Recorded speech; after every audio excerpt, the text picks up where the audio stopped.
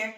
I'm going to show you the Moro / Startle starfish integration exercise. This is all about trying to calm yourself down, making sounds less awful, light less awful, less overreactive to a whole bunch of different stimuli. And so you don't want this to be reactive to you. And you don't want it to be fast. And you often have to think about slowing it down at the rate of breathing. So there are kind of two ways that I would do this. I would start with just the movement, and then we'll add in another part of the stimulus that is often required to downregulate this particular reflex, which is sound, okay? So you want to think about always having connection with the floor. You always want to feel where the ground is. So it's really important that you're scooched forward in the chair or the couch or wherever you are.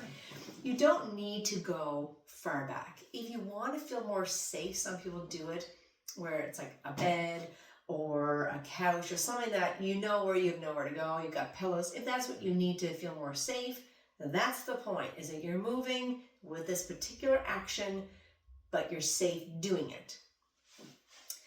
You're going to start with the extension part, which is the looking up. So if you don't look up, you're not giving the full stimulus. So it doesn't have to be a big fall back, but you do need some extension of the neck. So there has to be some difference from the chin away to stimulate the inner ear canals, okay?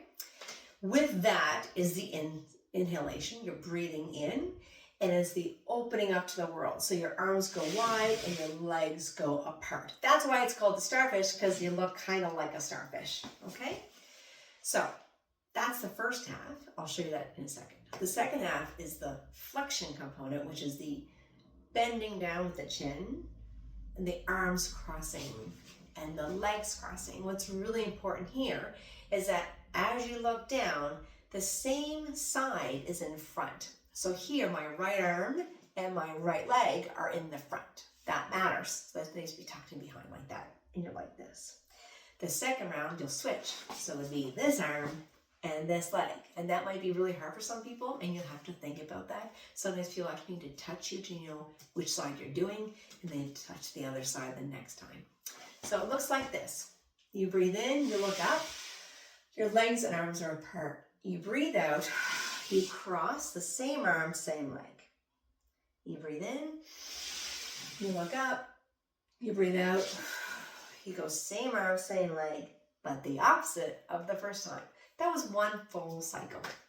I usually suggest you're aiming for 10 cycles, but sometimes you only start with 2. Sometimes you start with 5. Whatever does not make you feel like you're getting dizzy in any way.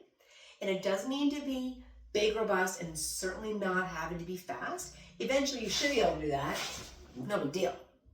But it might have just made you feel very uncomfortable just thinking about that. So we don't start there. We hopefully at some point end there. The second way to add on is add on a little bit of noise. So either you have something that makes a little noise like a metronome or a metronome app. When you hear the noise, you then do the movement. If you also have someone around you who can start with a soft noise, maybe like a little thud as opposed to a clap, or a snap of the finger, or a rub of the hand, whatever is not making you feel icky when you hear that noise.